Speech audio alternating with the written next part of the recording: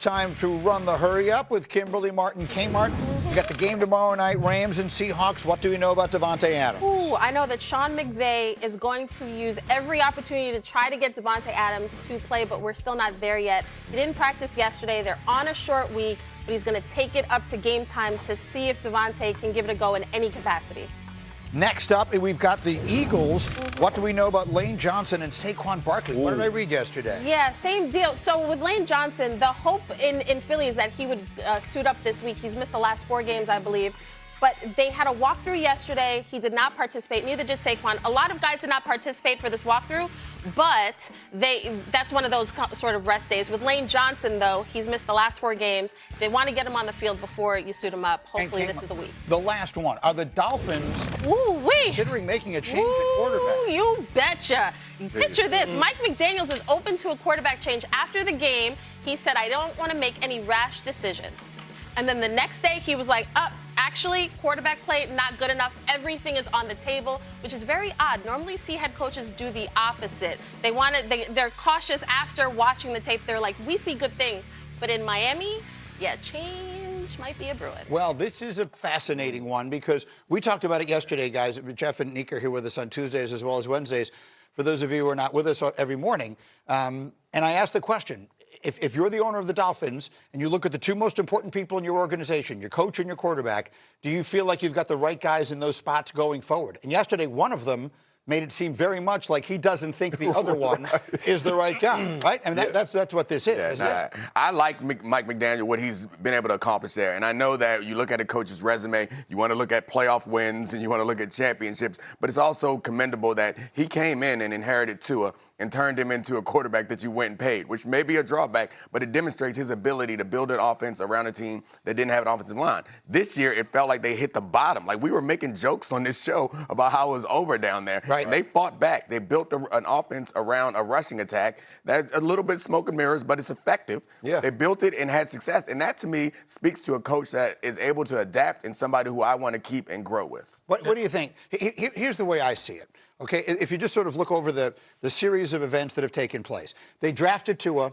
That started looking like it might be a significant mistake, especially after Justin Herbert gets drafted behind him. They pass on Herbert.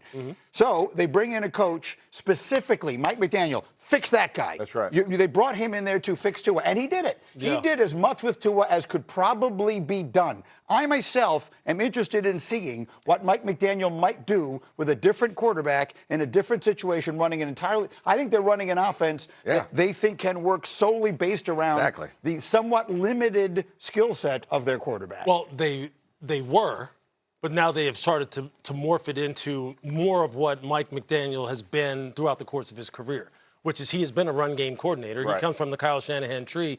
He really comes from a philosophy that says, hey, look, we're going to actually bludgeon you with inside and outside zone, and we're going to play action you, and that's how we're going to really attack. With Tua, it became very much so too pass heavy. Yeah. A lot of timing, slants, attacks between the numbers.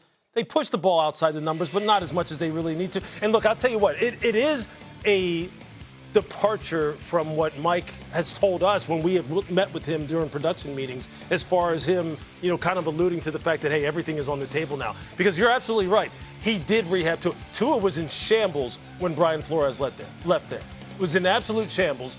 Mike rehabilitated him, got him to a certain level, and I think maybe Tua's bumped his head up on his ceiling now. So you're right. Look, I agree. If I'm Stephen Ross, if I'm the management team down there, I'm thinking, now what could he do if he could really implement a system similar to what San Francisco and LA have with a quarterback that he picks? Well, maybe they do that. Here's the great part. He can show us right now. Maybe they do. Right? So bring in Quinn Ewers or bring in Zach Wilson. Show me what you got. Here's a dress rehearsal. No, listen. You have seen Shanahan put together teams. I'm not saying you got to win every game, but show me what your offense is going to look like with somebody different. Because here's the deal: wherever you're going to have to either go draft one, or you're going to have to go buy one. And depending on how much cash Stephen Ross wants to spend, buy one. Okay, so you got $100 million in the one that you're getting rid of. Yeah. So now you're going to go pay the other one. Okay, so what are you got to show me? So go prove to me if I'm not sure. Don't be sure. So there's two other guys. Yep. Go show me what you got on your roster, and go show me what your offense really looks In like. a related story, the dead money cap. Brutal. Way more than Russell Wilson's was. But I agree with Jeff though. Like these games matter, and like maybe it's not the result whether you win or lose. Right now, you have an opportunity. Demonstrate your value as a head coach. Show me why I would be stupid to let you go, and someone else is waiting to pick you up. And if it's coordinating the run and creating a serviceable offense around Ewers or Wilson, I love it. I'm gonna stick with you. If between now and the end of the season, this team falls apart, I'm good. I think what hurts Mike McDaniels is, as we've been saying, he's an offensive-minded coach. Your job is to fix Tua. You see Ben Johnson going to Chicago. In no time, turn them around. Mike McDaniel in Seattle. We're talking about them as McDonald, excuse me, as a Super Bowl contender. And then you're watching Mike McDaniel over these years, and you just don't know. And I feel like I've covered enough coaching regimes and GM searches and all that to feel like if you are not sure about the guy or the quarterback, it just isn't good. The difference with Tua, though, the money. Yeah. What you want to, like, it's going to handcuff him. Well, the one thing I will say that's different from Chicago's situation and Seattle's situation is in Miami, they already got rid of Chris Greer, the general manager. Right. So the powers that be have already determined, well, you were part of the problem. Right. As far as how we rebuilt this thing. Okay, so they determined that already. Yeah. In Seattle, look, John Schneider is going to be there for life, probably.